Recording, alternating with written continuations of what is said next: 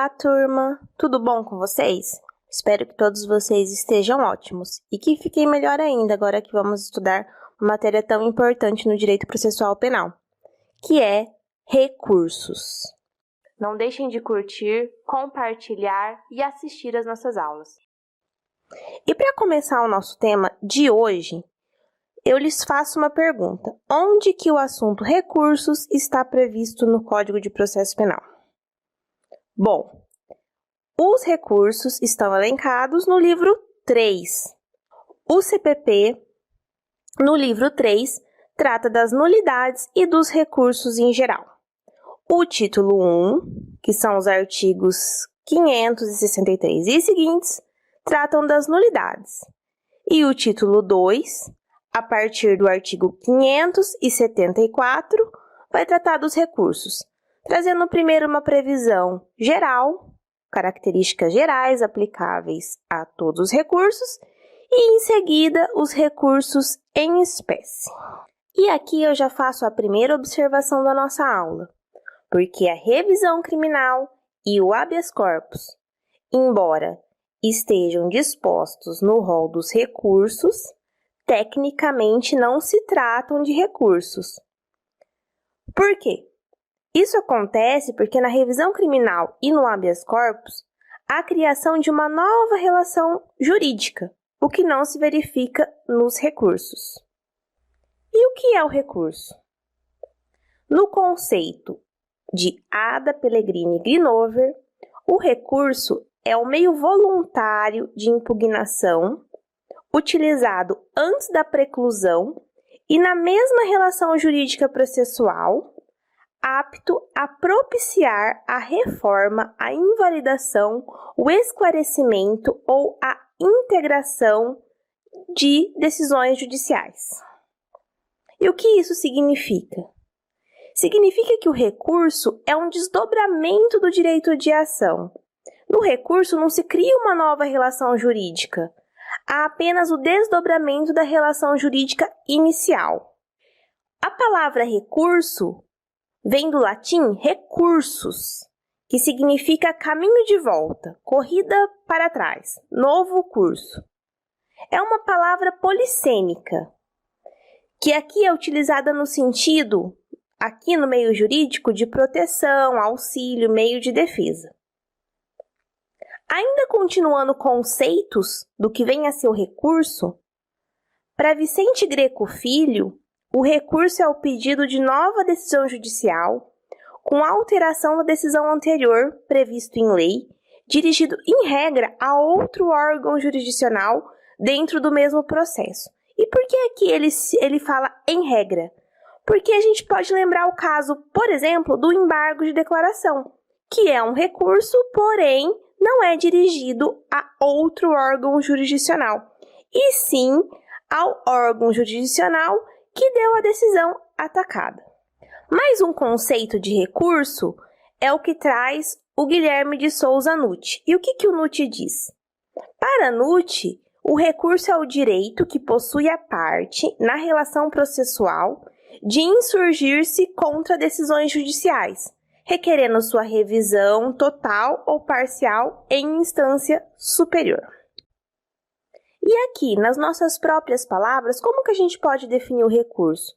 A gente pode definir como sendo um remédio jurídico de caráter processual, através do qual o interessado provoca o reexame, a reanálise de uma decisão. Finalizados os conceitos dos recursos, passamos aos fundamentos. A existência do recurso no nosso ordenamento tem vários motivos. Um deles é a falibilidade humana, ou seja, o humano erra. As pessoas cometem erros, defeitos, equívocos, injustiças. Então, o juiz também está sujeito a cometer erros. E daí a possibilidade de se falar num recurso para reanalisar essa decisão falha, essa decisão errônea. O segundo fundamento seria o próprio inconformismo das pessoas. Nós, como seres humanos, temos uma necessidade psicológica em não concordar com o que nos é maléfico. Naturalmente, a gente se mostra inconformado com uma decisão que nos seja desfavorável. Um terceiro fundamento é a possibilidade de uma suposta segurança jurídica dentro do Estado Democrático de Direito. Ainda, como quarto fundamento, eu cito o duplo grau de jurisdição. E o que é o duplo grau de jurisdição? É a possibilidade do reexame integral da decisão que foi proferida pelo juízo aquó, a ser proferida por um órgão diverso e de superior hierarquia. Então, pelo duplo grau, o tribunal, aqui no meu exemplo, ele vai reanalisar de forma integral a decisão que foi proferida pelo juiz de primeira instância. E aqui eu vou fazer mais uma observação. Os recursos extraordinários, aqui compreendido tanto o recurso ordinário constitucional e o recurso extraordinário, dirigido ao STF. Eles fazem parte do duplo grau de jurisdição? E a resposta aqui, meus queridos, é negativa. Por quê? Nos recursos extraordinários, não há reexame de prova, pois eles devolvem apenas o conhecimento de uma parte da matéria. E que parte da matéria é essa? É a matéria constitucional. São recursos de fundamentação vinculado. Então, qual seria o recurso que concretiza o duplo grau por excelência? É a apelação, porque a apelação devolve ao tribunal toda a análise da matéria, tanto matéria de direito quanto matéria de fato, e há uma reanálise de provas. Então aqui, agora a gente finaliza quais são os fundamentos que justificam a existência dos recursos e a gente faz um parênteses para explicar um pouco mais sobre o duplo grau de jurisdição. Um ponto muito importante é em relação à previsão do duplo grau na Constituição Federal. A posição majoritária da doutrina entende que o duplo grau está implícito na Carta Magna. Outros dizem que o duplo grau pode ser extraído do devido processo legal. E ainda há quem entenda que seria o duplo grau uma decorrência do contraditório e da ampla defesa. E por fim, há ainda os doutrinadores que defendem que o duplo grau está presente na Constituição quando ela prevê a divisão do Poder Judiciário em órgãos de primeira, segunda e instâncias superiores. Porém, o que prevalece é que o princípio do duplo grau de jurisdição é um princípio implícito na Constituição da República Federativa do Brasil. Se o duplo grau está implícito no nosso ordenamento, existe algum regramento em que ele aparece expresso? E a resposta é positiva. A Convenção Americana dos Direitos Humanos, no seu artigo 8º, parágrafo 2º, a linha H, prevê expressamente a existência do duplo grau de jurisdição. E essa convenção tem status normativo supralegal no ordenamento jurídico pátrio. Passando para o nosso próximo tema da aula de hoje, vamos falar um pouco sobre os pressupostos de admissibilidade do recurso. O recurso, como já dissemos que é um desdobramento do direito de ação, ele precisa preencher alguns requisitos, que são requisitos de admissibilidade, ou seja, se não estiverem presentes, o recurso não será admitido. Pressupostos de admissibilidade do recurso também é chamado de juízo de prelibação. Normalmente, esse juízo de prelibação, ou seja, a análise dos pressupostos do recurso, são avaliados em dois momentos distintos e por dois órgãos.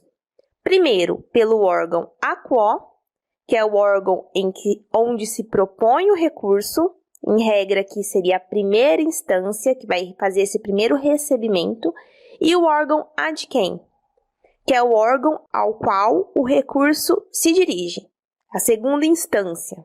Tribunal de Justiça, no âmbito federal, TRF. Em regra, tanto o órgão a quo, contra o qual se recorre, quanto o órgão ad quem, para o qual se recorre, analisam os pressupostos do recurso. E quando isso não acontece, existe alguma hipótese em que não há? Sim, no caso dos embargos de declaração. Porque, nesse caso, o juízo a quo e o juízo ad quem se confundem no mesmo órgão jurisdicional. Então, os pressupostos serão analisados apenas pelo órgão em que se propõe o recurso. Quando o juízo a quo recebe esse recurso, ele faz a verificação dos pressupostos.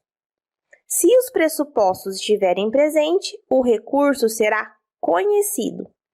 A decisão do juízo a quo é uma decisão provisória, porque ele fará o conhecimento desse recurso e remeterá ao juízo ad quem. A decisão de admissibilidade do juízo ad quem é uma decisão definitiva, porque será ele que vai analisar novamente os pressupostos que estão presentes e, em caso de conhecimento, fará a análise do mérito recursal. Se os pressupostos não estiverem presentes, o recurso não será conhecido. Dessa forma, a gente pode concluir o quê? Que para que haja análise do mérito recursal, o recurso tem que ter sido conhecido tanto no juízo a quo como no juízo ad quem. Agora que eu introduzi para vocês o que é o juízo de admissibilidade, eu vou introduzir o que vem a ser o juízo de mérito. Juízo de mérito só é feito pelo juízo ad quem, que vai ser o juízo que vai apreciar o recurso em seu conteúdo. É a verificação do direito da parte recorrente. Nesse caso, se o recorrente tiver o direito que alega, o juízo ad quem dará provimento parcial ou total ao recurso. Ao contrário, se o recorrente não tiver o direito alegado, o juízo ad quem negará provimento. Então, é importante isso. Quando a gente fala em conhecimento de recurso, a gente está falando em juízo de admissibilidade recursal. Pressupostos de admissibilidade, que é aquele juízo de prelibação que eu falei lá no começo para vocês. Se a nossa intenção for falar de mérito, então a palavra é provimento. Provimento total, provimento parcial ou improvimento. Turma, essa foi a nossa primeira aula sobre os recursos no âmbito do processo penal. Não percam as próximas, porque esse tema é muito importante e despenca na OAB e em concursos de um modo geral. Então, desejo a vocês um bom estudo e até a próxima!